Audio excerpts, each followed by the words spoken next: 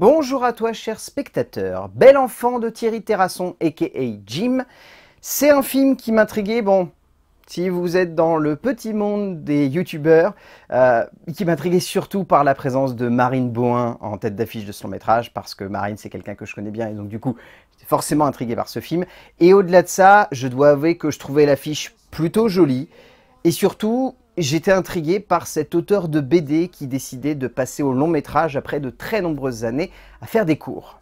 Le résumé pour faire simple, Emily est une jeune femme qui se cherche, qui veut être actrice mais qui se rend compte que ce n'est pas si simple. Sa vie bascule lorsque la présence de sa mère revient dans sa vie et qu'elle a besoin d'elle dans sa maison en Italie. Ça n'est pas un film qui brille par une totale originalité de sa conception du genre du road trip romantique, disons, mais je me suis bien laissé embarquer dans son métrage.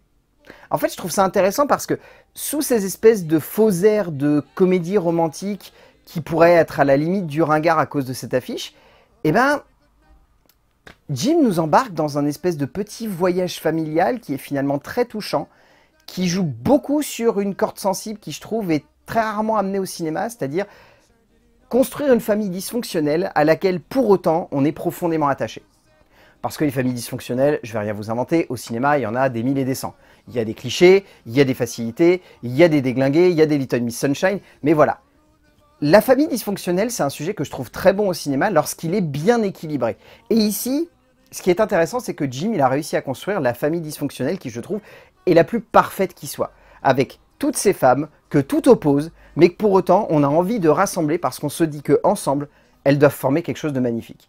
Et vous rajoutez à côté de ça une petite rencontre amoureuse, un décor qui fonctionne extrêmement bien, et malgré une sensation de classicisme qui englobe la totalité du film, eh ben on se laisse embarquer par cette petite aventure. Et surtout, on se laisse émouvoir parce que ces personnages sont très bien construits par un auteur qui, on le sent, a une vraie expérience dans la construction des protagonistes et dans le fait de les rassembler dans un lieu et de faire en sorte qu'il y ait à la fois des petits conflits et en même temps des atomes crochus.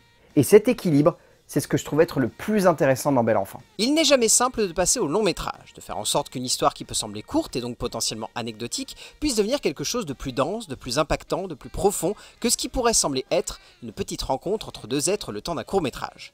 Jim, après de nombreuses années à faire des courts métrages, passe donc au long, le temps d'un film sonnant comme assez classique dans sa forme, ainsi que dans son fond, mais qui parvient avec beaucoup de justesse et surtout de simplicité à construire une aventure qui ne sonne pas comme une rencontre amoureuse, en tout cas pas que, mais comme le parcours d'une jeune fille cherchant à comprendre sa famille pour avancer. En termes d'écriture, ça sent en fait que Jim, il a eu longtemps l'envie de à la fois écrire un long métrage et surtout de faire en sorte que sous ces faux airs, un film cache un autre film. C'est intéressant parce que le film démarre sur le portrait d'une jeune fille qui a grandi d'une certaine manière et qui a envie de devenir actrice. Puis, il bifurque vers le drame familial, avec ses deux sœurs qui viennent chercher leur dernière sœur pour aller retrouver leur mère. Et vous rajoutez d'un seul coup un couple. Ça peut sembler très basique, mais en fait, ce que je trouve très intéressant, c'est que ça n'est pas du tout une mécanique de premier long métrage. C'est une mécanique de quelqu'un qui a réfléchi et mûrement conçu comment faire en sorte de faire rebondir une narration. Et encore une fois, derrière, c'est beaucoup de classicisme. C'est vraiment une sensation de connaître un petit peu ce terrain, de savoir dans quelle direction vont les personnages, de cerner à peu près qu'est-ce qui les emmène, qu'est-ce qui fait qu'ils ont envie d'aller dans cet endroit, qu'est-ce qui fait qu'ils ont envie de se rencontrer, de s'aimer, de se détester. Toute cette partie-là, elle est très classique et très convenue. Et on sent que là-dessus, peut-être Jim s'est reposé sur beaucoup de clichés, ou en tout cas des références ou des idées préconçues qui ont fait que du coup, ces personnages vont dans des directions un peu balisées, quoi. On arrive à les voir venir à 10 km. Mais il y a cette ingéniosité de ne pas construire un pitch de premier long métrage. Et ça, j'aime beaucoup. Parce que plein de premiers longs métrages se construisent sur un concept de court qui est développé en long. Et là, c'est vraiment un concept de long métrage. C'est vraiment une grandeur dramatique, une générosité, une conception de personnages qui fait qu'on a envie de les suivre et de se laisser embarquer par cette aventure. Jim choisit donc de développer avant tout une histoire de famille, contrairement à ce que l'on aurait pu facilement voir comme une histoire d'amour, et même si l'amour a forcément quelque chose à voir avec la famille, cet amour, dépeint par le scénariste, est un de ces amours sur lesquels il est parfois difficile de poser des mots. Cherchant tout aussi bien à aborder la sororité que l'amour maternel, et aussi par découlement le regard que l'on a de soi par le biais de sa famille, l'auteur convoque énormément de réflexions autour de l'importance de la parole dans le contexte familial pour éviter une rancœur qui peut dévorer les rapports que l'on peut construire avec ses proches, le tout dans un récit prenant et attachant.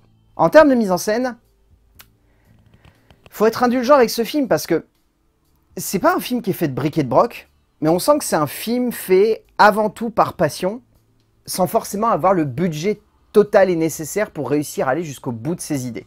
On sent que Jim, en fait, il n'est pas limité, mais il essaye de faire avec ce qu'il a sous la main. Et ça fait que, par moments, on est impressionné, par moments, peut-être, on voit des petites maladresses. Genre, j'en sais rien, je prends des plans en drone qui, par moments, sont pas forcément parfaits ou pas forcément totalement maîtrisés. Pour autant, est-ce que c'est un vrai défaut? Oui et non. C'est un défaut parce que ça se voit. Ça transpire sur l'écran et ça fait que du coup, ça crée des petites maladresses où on se dit « Ah la vache, peut-être qu'ils n'avaient pas le budget pour pouvoir se permettre de faire un plan comme ça, mais ils l'ont fait quand même. » Et par moments, j'étais en train de me dire, il y a des plans qui sont magnifiques dans ce film, qui sont vraiment très bien construits, enfin, des plans de cases de BD. Pour vous donner un ordre d'idée, suite au visionnage du film, j'ai rencontré le réalisateur et j'ai pris une de ses premières BD. La première page que j'ai ouverte, c'est un des décors du film. Mais vraiment à l'identique de dans le long métrage.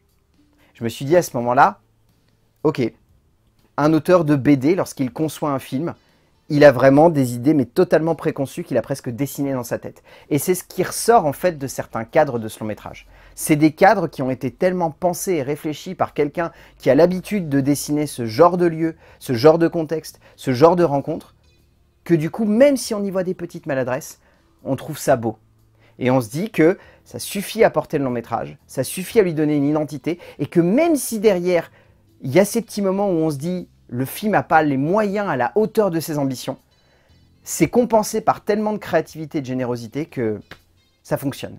Tout simplement. Si l'on sent que le film est vraiment fait avec simplicité, et même parfois une pointe de radicalité qui peut déconcerter, on sent que Jim peut avant tout se reposer sur un décor qui donne du cachet à sa dramaturgie et sur des relations de personnages qui donnent du corps à ce qui prend forme au sein de son cadre. Il est évident que c'est un premier long, cela se ressent sur plein d'aspects comme évoqué avant, mais on sent également un besoin de la part de l'auteur de nous emporter dans un récit aussi léger que finalement noir, et donc, par le biais de sa mise en scène, il cherche tout aussi bien à rendre son film doux et amer que finalement très solaire dans ses rapports humains. En termes de casting, celui-ci fonctionne extrêmement bien. Déjà, Baptiste Le Caplin m'a beaucoup surpris parce que c'est quelqu'un qu'on connaît pour faire surtout des personnages un peu loufoques et excentriques.